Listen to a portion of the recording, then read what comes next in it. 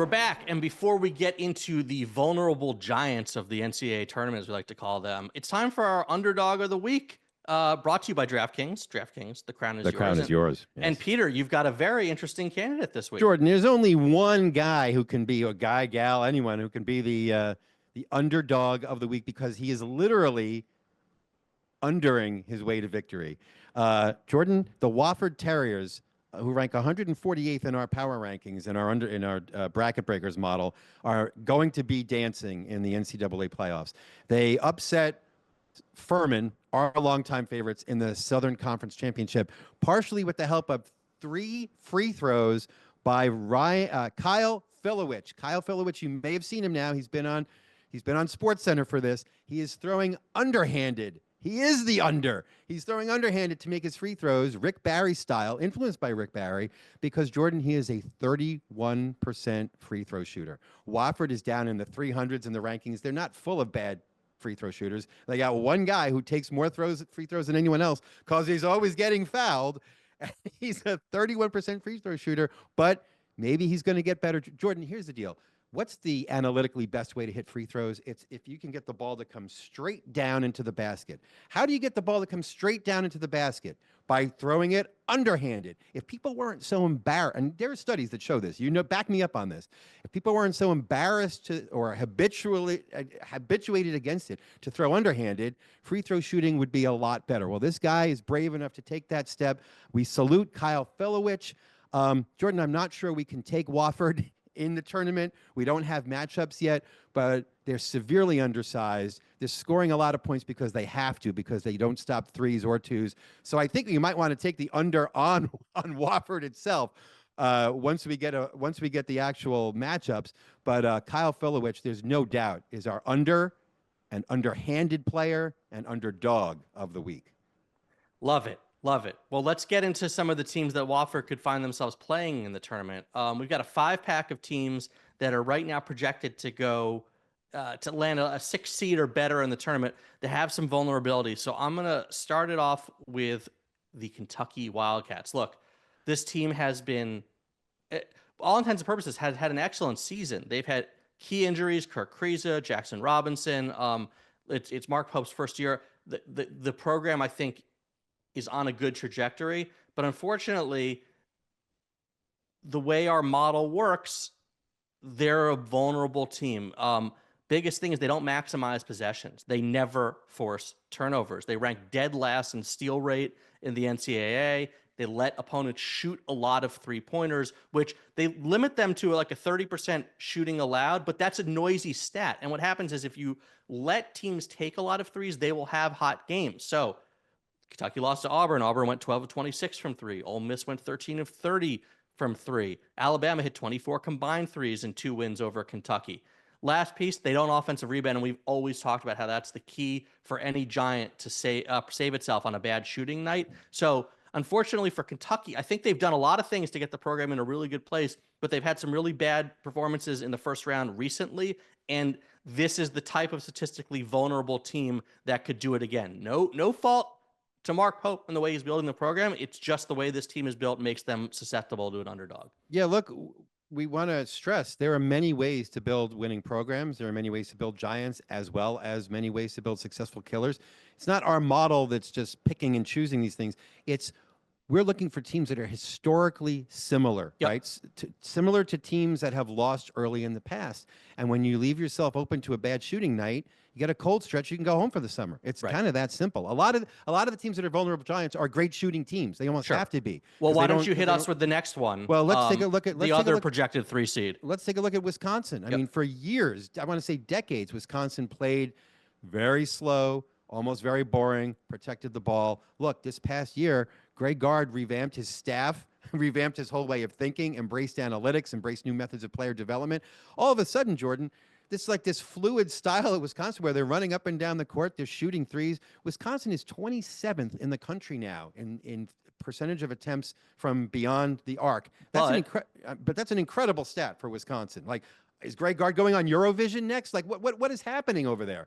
However, Jordan, their offensive rebounding, which was never an emphasis for this program, has collapsed this year even further. They're 231st in the country in offensive rebounding percentage. When you shoot a lot of threes, you need to snag a lot of your misses because you're going to miss at least 60% of the time.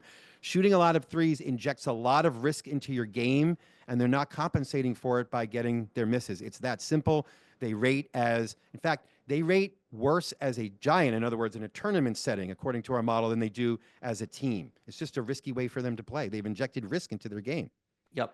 Let's stay in the Big Ten for the next team. And Peter, this is a group that may not be all they're quacked up to be. Yes, the Oregon Ducks are projected to get a 5 seed, but power rankings don't like them as much, at least predictive rankings. Our predictive power rankings say they're just the 34th best team in the country. Ken Palm has them 31st. So like that's more of like an 8 seed. So they just simply won't have the same advantage over a 12 seed if they're in a 5-12 matchup that you'd expect. They're also a really weird team, right? Like they would be 23-3 if it weren't for this 5-game losing streak they had midway through the season, but that matters too. And like they're kind of meh in that they do a lot of things slightly above average, but nothing like there's not one category where they can hang their hat. Like they're 35th in offense, they're 37th in defense, they're slightly above average offensive rebounding, but not great at it. They force just an above average number of turnovers, but not at a rate that they can rely on either. So they're just sort of this kind of, at least statistically, milquetoast team a little bit that without like, all right, here's our weapon. Here's what we can go to stave off a team like Drake in a 5-12 matchup. Look, when a team isn't dominant at either end on the boards or at compelling or protecting from turnovers, we call those generic giants, right? And generic giants lose at twice the rate of top seeds that do have a signature dominant strength. It's just how it's happened throughout history. So hit us with the third Big Ten team who's snuck into this list. Michigan, you can see this coming for months. I mean, Michigan just has ranked under 300th in turnovers, giving the ball away all season long. I mean, Dusty May has been asked about this. Like Marsha Brady, he said turnovers at one press conference.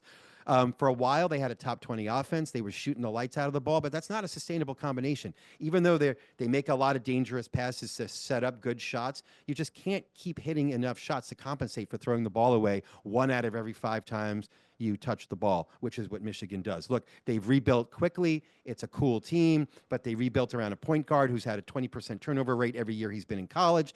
They have 2 big men who are really impressive, but when they pass the ball to each other, the passes are constantly getting picked off. Their turnover rate's over 20%, Jordan. There's no precedent for a team like that succeeding at the big dance. Yeah, look, when you're playing 2 7-footers, there are trade-offs to that, right? And in the modern game, I'm not sure that's ultimately the best way to play it. It compromises their spacing, their ability to spread the floor, and as you mentioned, their ball handling, passing, etc. So, Danny Wolf, Vladislav Golden, terrific players, and if you got them, you got to get them on the court, but it's not like the analytically best way to play basketball. And it's cost them. Look at the Penn State game they just went through. It's another 16 turnovers, another game thrown away. Penn State? Am I wrong about that? I don't know. I think they've lost 3 in a row to Illinois, Maryland, and Michigan. I'm sorry. I'm talking about Maryland. Yeah. Illinois, Maryland, Michigan. They lost 3 in a row. When they still had a chance to get the number 2 seed in the conference tournament, and it's 16 turnovers threw it away to Maryland, not Penn State. Got it. All right. Real quick, one more team. Peter, tell us about the Ole Miss Rebels. Ole Miss. I'll keep it quick. Ole Miss ranks 317th in the country in offensive rebounding. That's between St. Peter's of Pennsylvania and St. Francis of Pennsylvania. You are St. Peter. St. Francis of Pennsylvania and Charlotte, who's 10-21 this year. Yeah, now look, they've done a lot of other things right, but they just don't grab any of their missed shots. And then it's cost them before, and it's going to cost them again.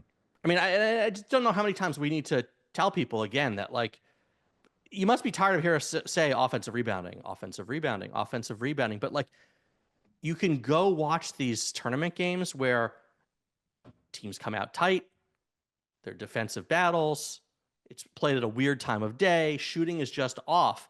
And for a lot of teams, their best offense ends up being a missed shot that they go back, go get it, outwork someone, and put it back. Look, Mississippi, amazing at taking care of the ball. Second in the country with a 12.6% turnover rate. Okay, so that does help maximize their possessions. But again, I don't know any other way to put it other than like a lot of tournament games turn into a battle of missed shots. Look, And Jordan, they had a game against Mississippi State, which went into overtime, where they missed 36 shots. They still only got 8 offensive rebounds. It's tough. Look, that lets other teams go on runs. How many times have we seen a team get tripped up by an underdog who gets to go on runs because they start pulling down rebounds? Right. Shout out to some excellent transfers they have. Sean Padula killing it, transfer from Virginia Tech. But, you know, this team, and again, we say this, any team that's made it through the gauntlet of the SEC is worthy of respect. But again, this team just doesn't have the makeup that we like to see from a safe giant. But Peter, you know what we do like to see? Brackets. And next week, brackets will be out, and we've got a lot of special content coming your way. We've got on next Monday, I think that's the 17th, right? The 17th, St. Patrick's Day. Green. We've got the Bracket Breaker special on the DraftKings Network. Sarah, you know what time that'll air? DraftKings Network at 6 p.m. We'll have our regular show next week as well. We're going to go through all the men's bracket. We're going to go through the women's. That's a lot of content, Jordan. We bringing anyone else on board to write all this stuff? No, it's just you and me, baby. You and me. The crown is yours.